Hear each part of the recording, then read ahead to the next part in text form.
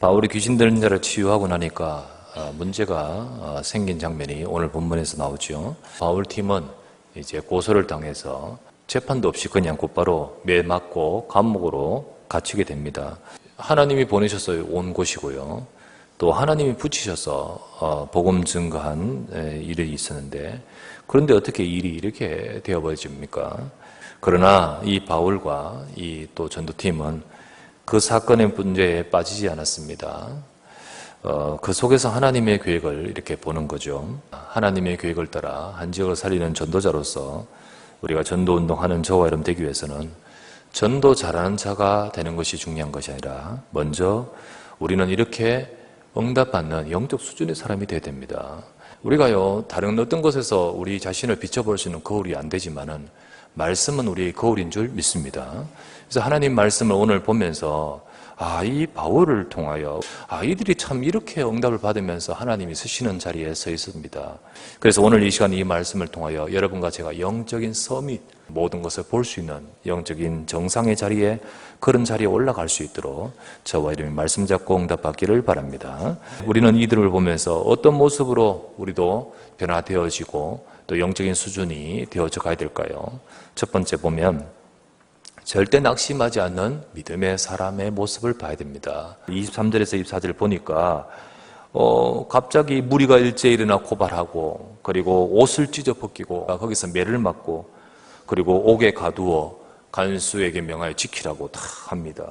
갇히는 신세가 경우가 되어버렸죠. 그들은 이 상황 앞에서 당황하지 않았습니다. 왜 그러냐? 하나님이 이 속에도 역사하고 계심을 믿고 있기 때문입니다. 왜 하나님이 하필 이런 식으로 역사하시냐? 하나님은 바로 이런 과정을 통해서도 이 바울과 이들에게도 역사하고 계시듯 우리에게도 역사하고 계심을 믿어야 되는 거죠. 성도들이 신앙생활을 하면서 어려움이 오거나 일이 안 되거나 내가 기대했던 것이 안 되거나 또는 혹은 사람들 관계나 인간관계나 우리가 여러 가지 일에서 섭섭하게 되는 상황에 툭 떨어져서 낙심하기 쉬운 거예요. 그런 우리 수준의 모습이 될 때가 많습니다. 만약에 주일 하다가 이런 일 했다, 더 이해가 안 되는 거죠. 우리가 낙심하지 말고 믿음으로 써야 되겠습니다. 사람은 어려울 때 진짜 본연의 모습이 나옵니다. 충신과 간신은요, 언제 드러납니까? 나라가 딱 위태로우면 드러나다 하지 않습니까? 참 성도의 모습도 어려움 딱 오면 그 모습은, 진짜의 모습은 나오는 거죠. 믿고 있다 하지만은 어려움 앞에 넘어지고 낙심하는 자가 참 많습니다. 연륜이 문제가 아닌 거죠. 수준이 문제인 거죠. 육신적인 것만 보고 하나님을 진짜 믿지는 않는 거예요. 언약을 잡고 믿음으로 주 앞에 서야 됩니다. 요셉은요, 팔렸습니다. 그것도 형들한테요. 정말로 절망할 수 있겠지만은 요셉은 낙심하지 않습니다. 요셉 속에 다른 비밀이 있었습니다. 하나님의 말씀이 있었습니다. 시편 105편에 보면 요셉을 붙들어준 것은 하나님의 말씀이라고 되어 있습니다. 그러다가 창세기 45장 5절에 나중에 형들한테 고백할 수 있는 그게 답이 나오는 거예요. 형들이 나를 판 것이 아니라 하나님께서 나를 이곳에 보내셨는데, 그 이유는 이 시대를 살리고 애굽을 살리고 그리고 우리 가족 형들을 살리고 앞으로 나를 통해 하나님이 하실 큰 일을 두고 하나님이 하셨다는 사실을 나중에 알게 되는 것입니다. 여러분의 어떤 일에도요, 믿음, 하나님의 언약을 잡으십시오. 하나님은 분명히 하나님의 언약의 백성들을 주신 그 말씀대로 이끌고 계심을 믿습니다. 두 번째, 변함없이 감사와 기도할 수 있는 자입니다. 성도에게 어려운 일과 문제가 딱 왔다, 오히려 영적으로 더 깨어나는 사람이 있습니다. 그리고 진짜로 기도가 되는 사람이 있습니다. 반대로 어두워지는 사람이 있습니다. 그리고는 손 놓아버리는 사람. 바울은 진짜로 이 감옥 속으로 들어가게 됩니다. 한밤중에 바울과 실라가 기도하고 하나님을 찬송하며 죄수들이 듣더라 했지 않습니까? 감사했습니다. 비록 아픈 거는 맞지요. 어려운 것은 맞습니다만은 하나님께서 주신 더 큰 축복을 나는 갖고 있기 때문이지요. 아무나 할 수 없는, 아무나 전할 수 없는 이 예수 그리스도의 복음을 전하다가 이곳에 지금 와 있는 거 알겠습니까?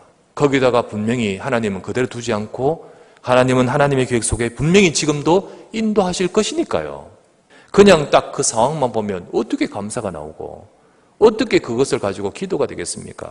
우리 영적 수준도 오늘 이처럼 이렇게 돼야 되는 겁니다. 이 공경에 처한 다니엘은 어땠습니까? 다니엘서 6장 10절 말씀 보니까 다니엘이 이 조서에 왕의 도장이 찍힌 것을 알고도 자기 집에 돌아가서는 윗방에 올라가 예루살렘을 향한 창문을 열고 전에 하던 대로 하루 3번씩 무릎을 꿇고 기도하며 그의 하나님께 감사하였더라.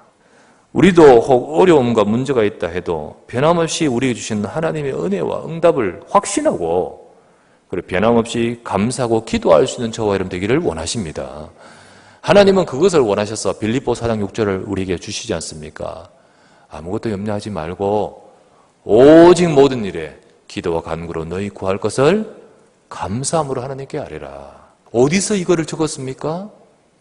오늘 본문에 나오는 빌립보 감옥이 아니라 나중에 더욱더 제일 어려운 로마 감옥에서 정말 우리 속에 하나님이 쓰실 사람이 되기를 원하시는 거예요. 영적인 서밋은요, 어떤 일에도 휘둘리지 않습니다. 3번째, 어떤 경우에도 오직 예수가 되는 전도자여야 됩니다. 문제가 딱 오면 그 고백이 끊어지고 또 전도는 더더욱 물론이거니와 이게 끊어집니다. 왜 끊어집니까? 그 속에 이런 생각이 듭니다. 예수가 그리스도 해결자라면서 내게는 왜 이 문제가 왔냐라는 수준입니다. 굉장히 얄팍하지요. 정말로 하나님이 주신 그 언약의 약속은요, 요셉이 애굽에 내려가지 노예로 팔리면 안 된다는 말이 아니잖아요. 그 모든 것에도 승리하는 하나님의 약속이 예수님이 그리스도입니다. 입으로는 예수가 그리스도라 했지만은 복음이 실제로 자기 것은 아닌 거예요. 개인화가 되지 않은 거예요. 오직 예수가 아닌 거지요. 여러분, 내가 어렵다고 복음이 어려운 것 아닙니다. 내가 안 된다고 복음이 안 되는 것 아닙니다. 어떤 경우에도 복음은 충분하고 어떤 경우에도 복음은 완전하고 어떤 경우에도 복음은 모든 것인 줄 믿습니다. 우리는 이 약속 잡고 주님 앞에서 오직 예수가 되는 자가 돼야 돼요. 간수는 가만히 봤어요. 이 사람들은 다른 죄수하고 다르다는 거지요. 거기서 찬송하고 기도하고 하나님을 바라보는데 그런데 밤에 지진이 벌어집니다. 옥문은 열려버립니다. 착고에 찾는 것들이 풀어집니다. 바울의 것만 풀어진 것이 아니고요. 있는 죄들 다 풀어져 버렸어요. 그때 가서 간수가 그 앞에 가서 딱 엎드리면서 왜 도망갔니?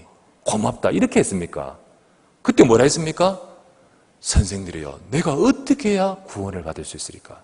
인생의 질문을 던지지 않습니까? 바울의 즉각적인 대답이 뭡니까? 사도행전 16장 31절. 주 예수를 믿으라. 그리하면 너와 내 집이 구원을 받으리라. 지진이 일어났기 때문에 주 예수가 아닙니다. 어떤 경우에도 오직 주 예수이기에 하나님은 그렇게 역사하신 거예요. 그래서 우리는 어떤 경우에도 여러분과 저는요, 오직 주 예수가 되어야 될 줄 믿습니다. 루터가 종교개혁을 하고 나서 개신교가 나오고 구교 천주교가 가만두지 않잖아요. 어쩔 수 없이 전쟁을 하게 되는 거예요.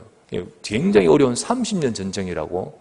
그런데 프랑스의 실리지아라는 곳에 있는 슈몰크 목사님이 목회하던 그 교회였습니다. 모든 교회들이 다 구교로 돌아서 버리고 이 교회의 목사님은 오직 복음 전해야 된다. 이 목사를 얼마나 눈에까지 저는 보겠습니까? 그 목사님이 하루는 부부가 이제 신방을 하면서 다른 지역으로 가서 거기서 사역하고 오는데 밤에 와보니까 본인의 사택인 통나무집이 다 불타버리는 거예요. 애기들 둘이가 있는데 그 애들 둘이가 끌어안고 불타 같이 죽었는 거예요. 그거를 딱 보면서 둘이 붕붕 울면서 그때 뭐라 했습니까? 왜 하나님 내가 이 일을 했는데 왜 이렇게 하십니까? 이렇게 하는 것이라. 내 주여 뜻대로 행하시옵소서. 오직 복음 전하기 위해서 하나님의 하심 속에 내가 있기를 원합니다. 그때 나온 찬송과 거사가 이거였습니다. 오직 주 예수 그리스도 되는 이들을 통하여 하나님은요, 이 목사님과 이분이 나중에 전체를 이끄는 감독이 되어서 큰 하나님이 하신 개혁, 전도운동 속에 서지도록 하나님이 역사하셨습니다. 하나님은 오늘도 여러분과 제 삶 속에 어떤 경우에도 오직 주 예수 그리스도 언약 잡고 있는 우리가 되기를 원하십니다. 하나님이 쓰실 수밖에 없는 그런 영적 수준의 사람, 결국은 우리의 모든 삶에 하나님이 주신 이 은혜 속에서 하나님이 쓰시는 영적인 그런 서밋이 되어야 될 줄 믿습니다.